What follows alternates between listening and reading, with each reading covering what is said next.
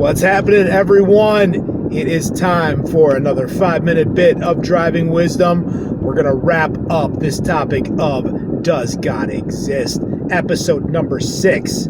This episode, I want to talk about comprehension of dimensions, and I want to talk about a spiritual dimension. I want to talk about a lot of good stuff. If you like this content, you know where to go. All right. So, first off, I want to ask a question. I want you to consider something. Do you have more comprehension about reality than an ant does?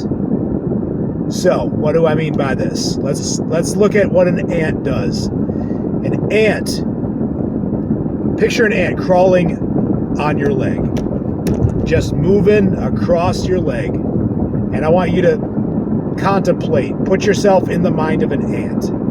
Do you think an ant comprehends the full magnitude of what it means to be a human? Do you think that an ant is aware that you are a human? Do you think an ant knows what a human is?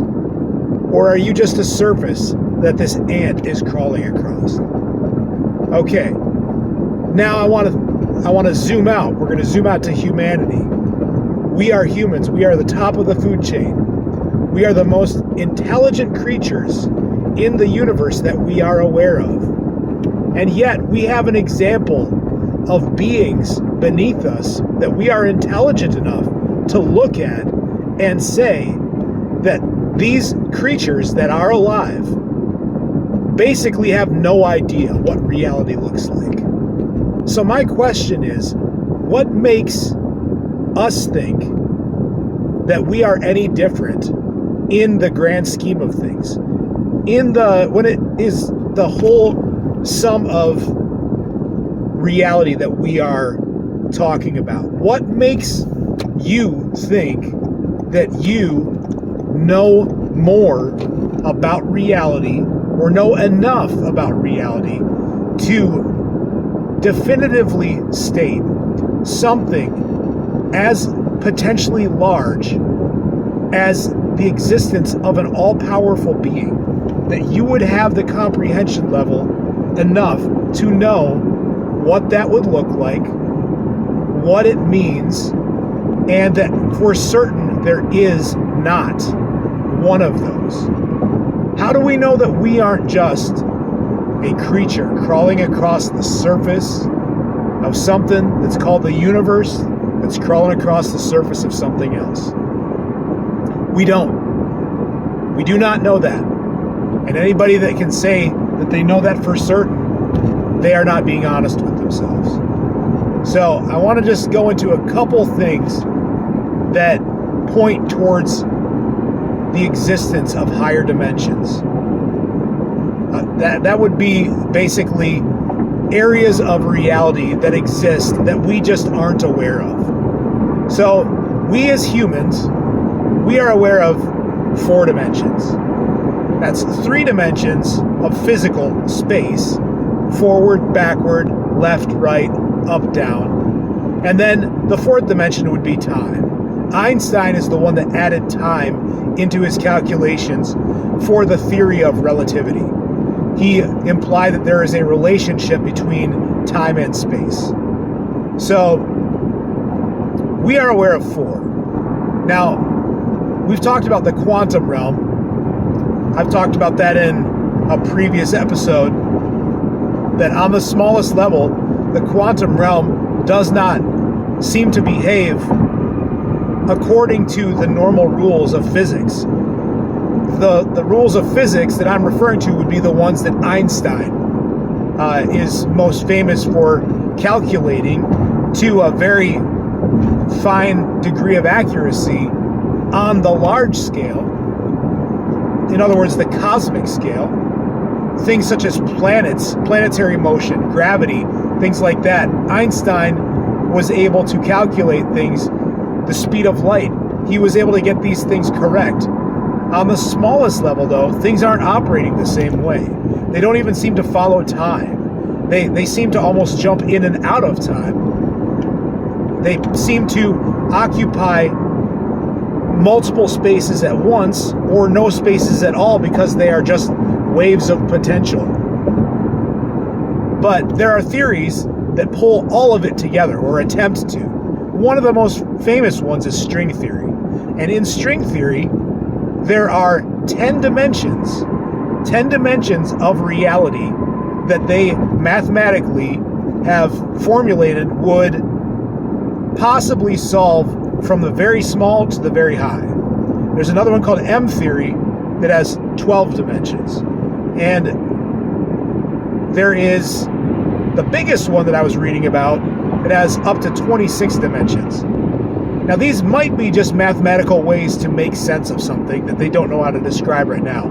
Or there could be other dimensions beyond what we're even capable of comprehending. Another example would be, if any of you have listened to Joe Rogan, he talks about DMT, which is dimethyltryptamine. It's a hallucinogen, according to some people. It's actually what it is. It's a chemical compound that's found in animals and in plants, and it might be found in humans, secreted through the pineal gland. And people that trip on this stuff, it's, according to some scientists, they say it's just a hallucinogen. To other people, they say, no, it's not just a hallucinogen. What this is doing is it's actually taking you to a place where you're actually going into another dimension and you're learning things on a deeper level. And the reality there feels realer than real. It feels realer than this reality that you might be sitting in while you're listening to this conversation of me talking to you right now. It feels realer than that to them. And in addition to that, multiple people that have tripped on it, they go to a place where they recall witnessing certain beings there, and they describe them with similar characteristics to somebody else that's tripped. Now, they're tripping in separate minds. They're not tripping in one mind together. This is them in each of their own consciousness going to a place where they're having conversations even with beings that are similar in appearance and in action and in speech to each other. So, do we know? No, we don't know. We don't know what that really is. Some people might say it's angels or demons. Either way, angels or demons, what dimension are they in? Now, I've spoken about this in past episodes as well. This is what I'm going to kind of wrap things up with as far as for the conversation of the existence of God. I'm not going to prove to you that God exists. I can't prove that to you. But what I can do is cast some serious shade on the thought that there's no way that God exists, or that it's completely irrational to have a conversation about the existence of God, that it's completely anti-intellectual. That's just not true. What it comes down to is, if you consider what Jesus talked about there being a spiritual dimension. He called it the kingdom of heaven. People that do not believe in God, they do not believe in another dimension, at least not in one that's beyond the physical. They can't, because if they believe in something more than the physical, then science would not allow them to verify that. Even though I take that back, because they believe in the multiverse, I guess they would say that that's still in the physical dimension, even though there's no way to prove that. So, what I want to get at in the last final thought is that we all operate on a level of faith. I'm summing it up by kind of how I started it off. We operate on a level of faith. Somebody that believes in the theory of evolution, when they're speaking, they're talking matter-of-factly. They're saying that this many million years ago, this is when this creature would have existed. It would have taken this many hundreds of thousands or this many millions of years before it evolved into X, Y, or Z. It took this many hundreds of thousands of years or millions of years for monkeys to evolve into humans. They state this as fact. It's not fact. It might be fact, but they don't know that it's fact. Yet they are basing their entire worldview, all of science that we have, is based off of the theory of evolution, and it's a theory. So what it still comes down to is it's one or the other. There is a higher power, or there's not. And I've went through all of the things that if there's not, that have to be explained by simple accidents and by random coincidences that things happen. That doesn't seem very intellectual to me. It doesn't seem any more intellectual to me to say that something as statistically outrageous as that would occur. That it's any more unreasonable to say that when I look at things and when I sense how all of this came to be, my initial impression is that something created it. So I have faith that something created all of this. I have faith that when physical matter learned how to think, that something intelligent caused that to happen. This is my wild, crazy theory. There is a dimension that lies underneath of our physical reality, and it's the one that Jesus was talking about. What do I think that dimension is? I think it's a dimension called life. So, life itself. I want you guys to think about this, and I want you to answer this question for me. What is life? Go ahead and think about that. Because if you look it up, I looked it up this morning, and I looked at multiple sources. They don't know how to describe it. We all know that it exists. We have it. We are life.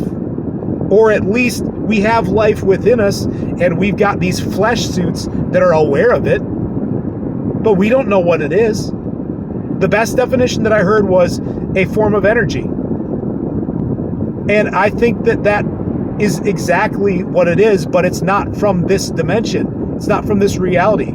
I think it's from the exact same dimension. This is me with my faith. I think it's from a spiritual dimension. The same dimension that Jesus is referring to. And I think that the author of that dimension is the being that many people around the globe refer to as God. Now, getting into what God looks like, his characteristics, his style, all of those things, that's a secondary conversation. But something is bringing forth energy into this physical reality and causing physical reality to live and move and breathe and have its being. That's where I put my faith. And when I put my faith in that, I have a lot more feeling of purpose. And we can get into the benefits of believing in a higher power. We can talk about the fact that if you look it up, there's studies that they've done that show that people of faith live on average 4 years longer than people that don't have any faith. Now, why is that? It could be community. They're around more people that share like beliefs, or it could be positivity. It gives them some hope. And the atheists would say there's nothing to have hope in. Or, since we don't know for certain that what any of those are, they're all theories, a very viable theory would be that we are wired to know what we're coming from, to know that there's something bigger. And so our hearts, our spirits resonate with it. Another term for life that I believe is spirit. Think about that. Spirit and life. Are they synonymous terms? If they're not synonymous, they're really close. But I'm going to leave it at this. Jesus is talking with a woman at the well in John chapter 4. And she asks him for a drink of water. And Jesus says, if you knew who you were asking a drink from, he would tell you that I'll give you a drink that is made of living water. And he goes on to say, it will spring up to wells of eternal life. And he says that there's coming a day when God is looking for those who will worship him in spirit and in truth. And he says, I tell you today, that day is here. And I'm the one that will bring you that water. He's looking for worshipers that will follow him in spirit and in truth. And then Jesus says, for God is spirit. So, underlying all of this, I want you to think about what that looks like, to consider that there's a dimension that has popped up in you, that God has, that in Him we live and move and breathe and have our being. This is something that Paul said to a secular society. He said it to the Greeks in Athens. He quoted something to them and he said, this is who we're talking about. We're talking about a God. In Him we live, move, and have our being. Consider that. Consider that there's more, and consider that that thing is welled up inside of you. The very breath of this life that you experience in your day-to-day existence has been brought to you by a very powerful creator that is so far beyond us that we can't comprehend Him, just like an ant can't comprehend us. And yet, we are aware that there is something more. Creation speaks to it. All of a sudden, maybe all of this is creation to those of you who haven't given it a shot. It's worth giving it a shot. But these are all very fascinating things to talk about. I'm going to go into some other deeper things throughout. I'm also going to keep going through fun, just more day-to-day stuff like I was doing before. Either way, though, good conversation. It can change your reality depending on what your mentality is regarding the existence of a higher being. And that's what matters to me. I've been down dark roads. I've lived through darkness. And for me personally, if I didn't have my belief in God, if I didn't have faith, I don't know where I would be. But there's more we can go into, and we will. I've enjoyed having these conversations, and we will continue forward. I love you guys. This turned from a 5-minute bit into a 16, almost 17-minute bit. I love you guys. Like, subscribe, share on YouTube. The channel is Darren Kahn. Love you. Thanks.